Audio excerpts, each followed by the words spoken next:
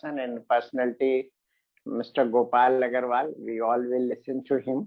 I don't want to take much time. I want to give my time also to Gopal ji because he speaks very nicely. So thank you very much for inviting me in this webinar. Thank you. Thank you very much.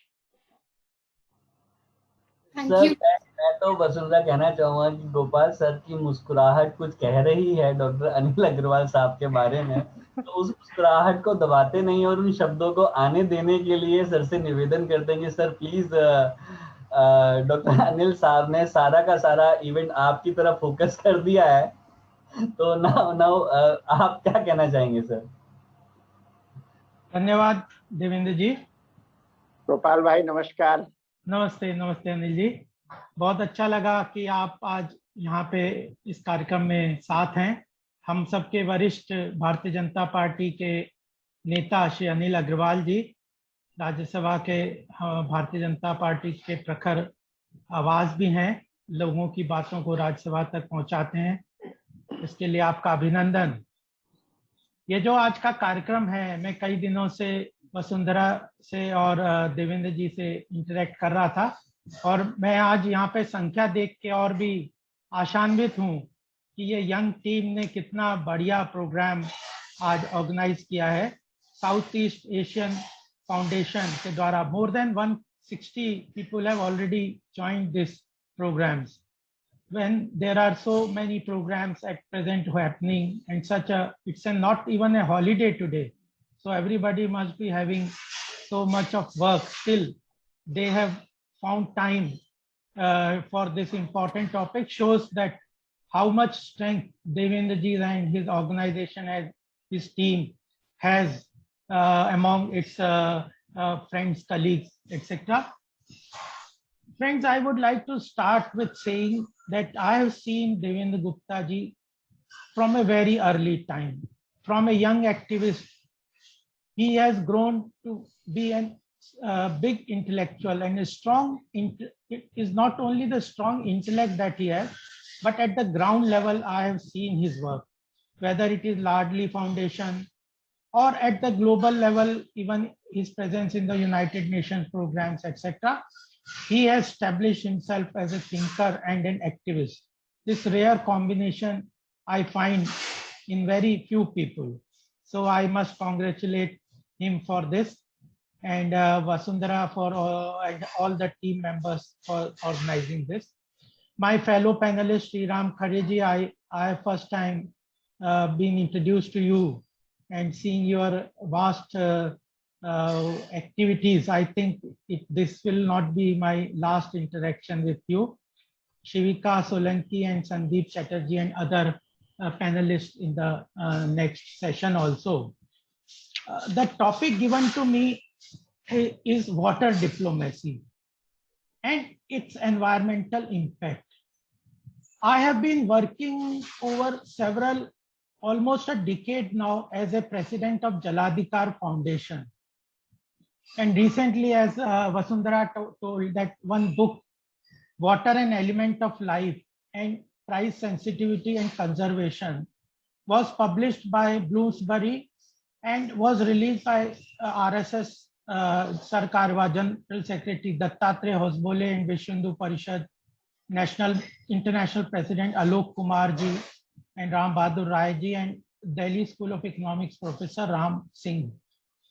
On that discussion, a very important topic was pointed out by Shri Dattatreya Hosbole ji about water diplomacy. And he said that water is not only important for the country, but is also very important for global presence of any country. Creating a global footprint is also very important aspect of water issues. And as has been mentioned by Devendra ji in his inaugural remark, that there are various conflicts around water, its competing uses, its accessibility, availability, equitable access to all people, sections of the society, particularly consumption by the marginalized, the issues like commercialization and privatization. These conflicts create a very important aura around water which have to be resolved. It is important for the domestic country, and it is also gaining importance at the global arena. And as has been said that in our Bharatiya Sanskriti, that the living beings are made of 5 basic elements, and water is one of the very major element without which life cannot sustain. So this is an important aspect which has gained a tremendous scope for the countries. And I just give you one example in water diplomacy, because I have to speak on water diplomacy. I just give you one example because so many Southeast Asian countries representatives and representatives from global countries have joined here. The important, we should all understand how Israel has used its water technology and the impact around water for its global outreach. And at the same time, not only water is important as for a living being, but it is also important for conservation of natural resources, conservation of environment. Every aspect around water incorporates life, environment, sustainable development, economic development, diplomatic relations, and even wars. It is many times said that if there will be another war, it may be because of water. So it's very important aspect, and we have chosen that subject. I appreciate Southeast Asia Foundation for that. I would give you some examples of Israel. Israel as a country was basically a water-starved country. It was almost got its independence along with India. At that time, it was formed in a very hostile environment. It is surrounded by hostile countries which are not conducive to its existence. Then globally also, at the international level also, many countries, particularly those who had good relations with OPEC countries and Gulf countries, they were not conducive to how Israel as a nation will come up and how it will grow. But Israel has very effectively and efficiently used its water conservation mechanism, water technology, use of innovation, and helping many countries around the globe that at present Israel has relation based on water coordination, innovation, technological sharing, conservation with more than 150 countries. And it is said that though these 150 countries at present do not at times support Israel's interest in United Nations, but among themselves, they have built a very strong relations with Israel, where it is mutually dependent relationship. So, and Israel has also developed relations based on water with not only 150 countries, it has also developed strong ties and relations with countries as hostile with it as China, Iran. Israel has very good relations with China and Iran. It has helped them grow their water resources, helped them grow agriculture technologies, helped them grow good food, and has gained a lot of goodwill in those countries. So at one point of place, Israel is a water-starved country.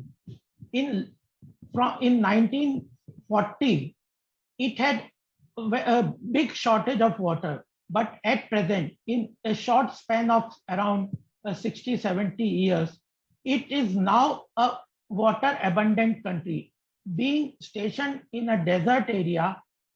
Through its focused activities, through its focused technological innovation, through its focused conservation mechanism, has been able to build a very strong economy. And as has been said in many books, literatures across the world, that water is also a catalyst to the economic development of the country.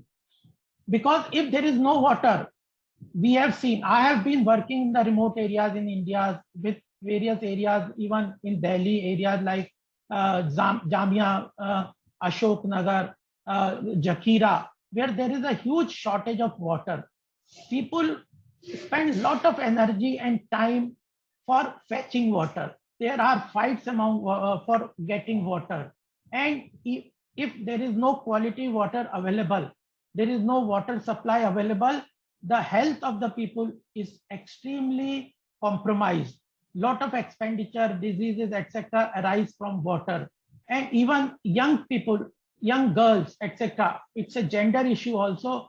In the house, they have to work to get hours, spend hours to fetch water for their daily use from a distance.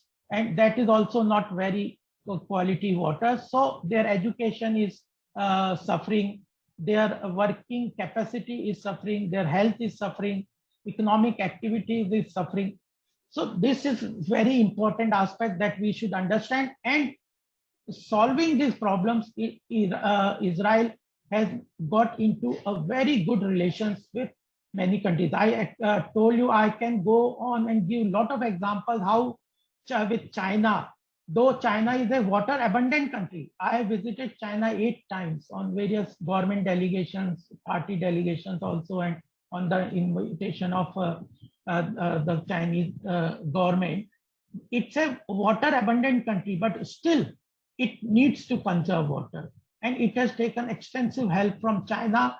It did not initially wanted to have a bilateral diplomatic relation with China, but due to its water technology, it was forced to have relations with China, diplomatic relations. Similarly, Iran was very hostile with Israel. Slowly, they have built a good relation with it.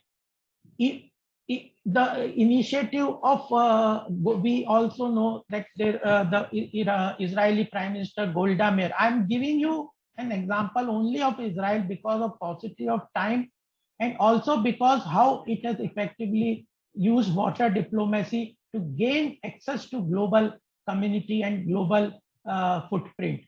Their initiative like Masao, which was an official project by the Ministry of Israel, and it has made a big difference. Almost 100 countries in Africa and South America. I have not been to South America, but I have been many times, 2-3 times to African countries, Kenya, Mauritius, South Africa.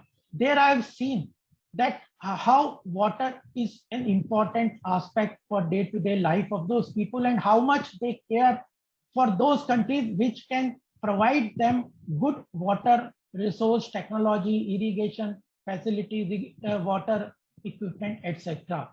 And even not only this, even USA. I was reading about California initiative and bilateral agreement of California state with Israel.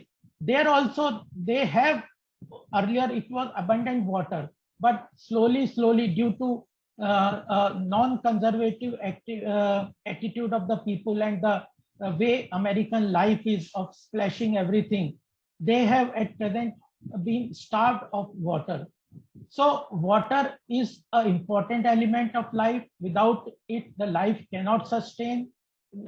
But the environment and the nature has provided it in abundance. But if we do not conserve it and use it properly, we are going to suffer heavily. That is an issue.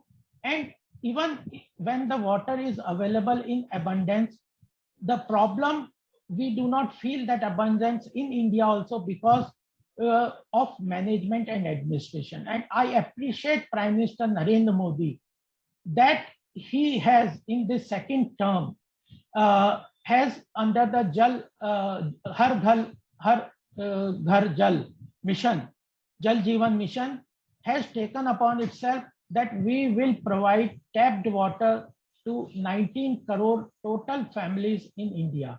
In 2019, there were only 2 crore families which were having tapped water in their houses, because availability of water in the houses is also very important to save time, energy, and good quality water, drinking water, etc. So in 2019, there were only 2 crore families which had tapped water in India. Within these 2 years, the government has added under the Har Ghar Jal Mission, Jal Jeevan Mission, 3 crore additional household which are getting tapped water, and by 2024, our government's target is to provide 19 crore households with tapped water.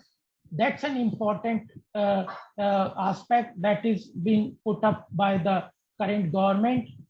Lot of amount, almost 4 lakh crore has been, 3,60,000 crores has been sanctioned, allocated in this budget for water availability and supply. And in addition to that, the important thing is that you can connect water taps to household, but for water supply to that household, you need to conserve water in local water bodies. Every area there are local bodies, but due to neglect and people not being aware about the all aspects of law about water conservation and other aspects, those water bodies are lying defunct. They have been encroached upon, are used as a garbage, dumping garbage by the villagers.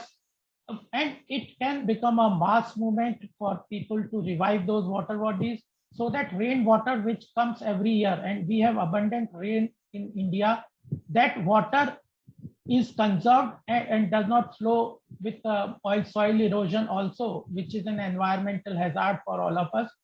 So that water is used to recharge groundwater. That's very important. Another aspect that I would like to mention is that there are issues with regard to right to water. United Nations Sustainable Development Goals, an important aspect under the water diplomacy and water initiative is about sanitation and drinking water. So United Nations talks strongly about right to water.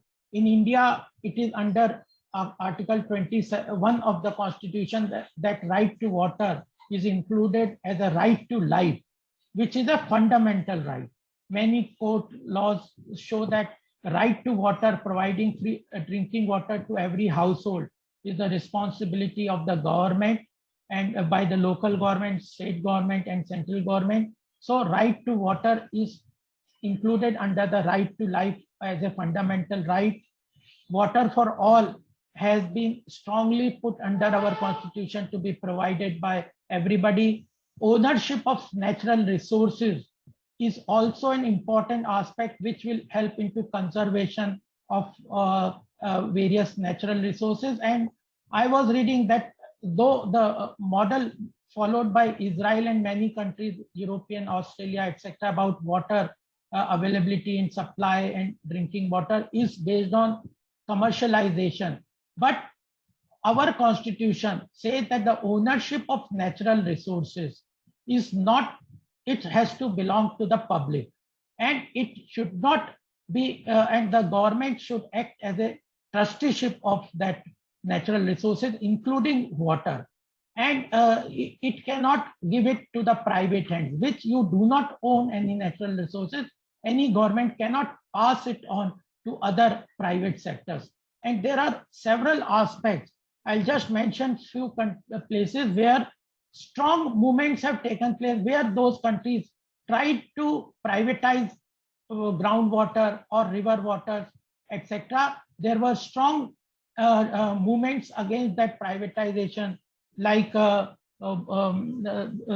Shivnath River in Chhattisgarh, Bolivia, Nicaragua. Huge movements had taken place against privatization of water. And our Constitution tells that water conservation is an important aspect which has everybody to act on it. Everybody has to put his activities around it. Then only water can be sustained. Last point that I would like to mention here is, if you look into the historical aspect of various countries, major civilizations across the globe have developed along the river bank.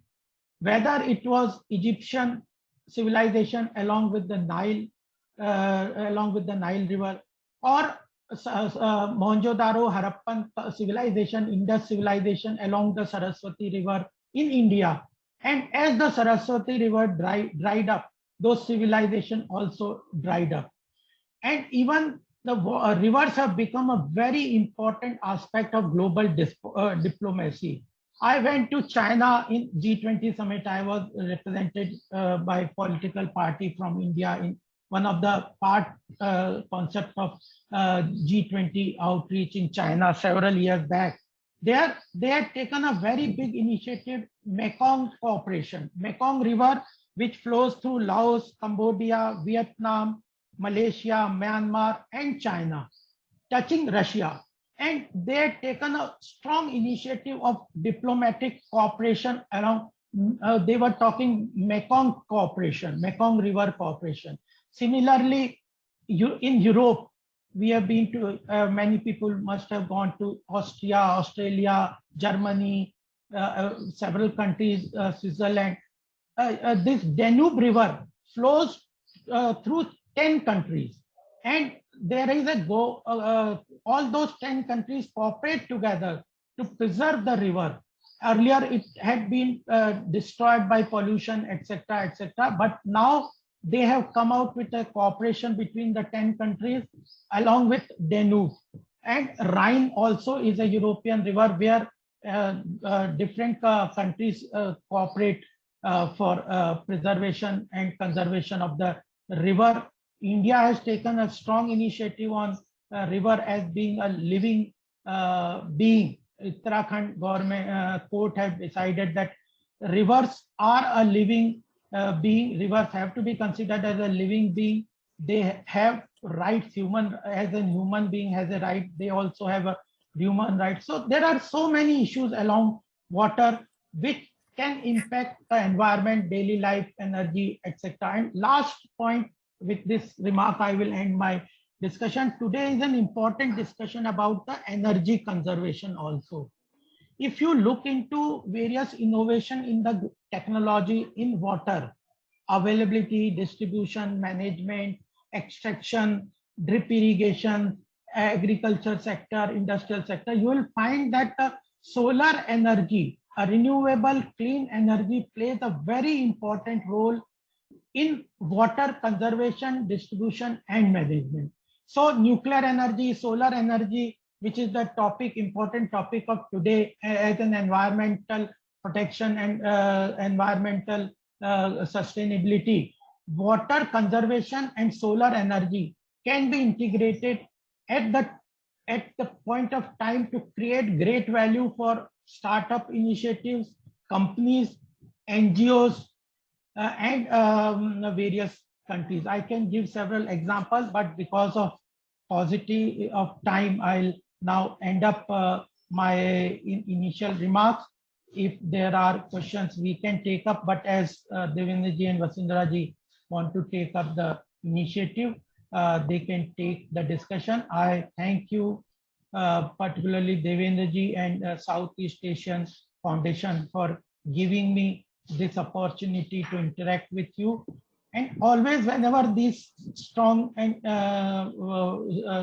intellectual topics come to us, it gives an opportunity for myself also. I consider them as an opportunity to study. So when this topic was told to me by Devendra ji and then I started reading about diplomacy, water diplomacy, and I found that it is an immense topic for young researchers to work on. Pricing, right to water, consumption by the marginalized, ownership of natural resources, how to integrate with the renewable energy to provide water, how global diplomacy can develop around water. And I think the Southeast Asian Foundation will support these kind of initiative for young researchers to come out with documents, with research reports, with NGO initiatives. And from Jaladhikar Foundation also, we would always support any initiatives for water conservation and policy matters intervention at the government level. Thank you very much.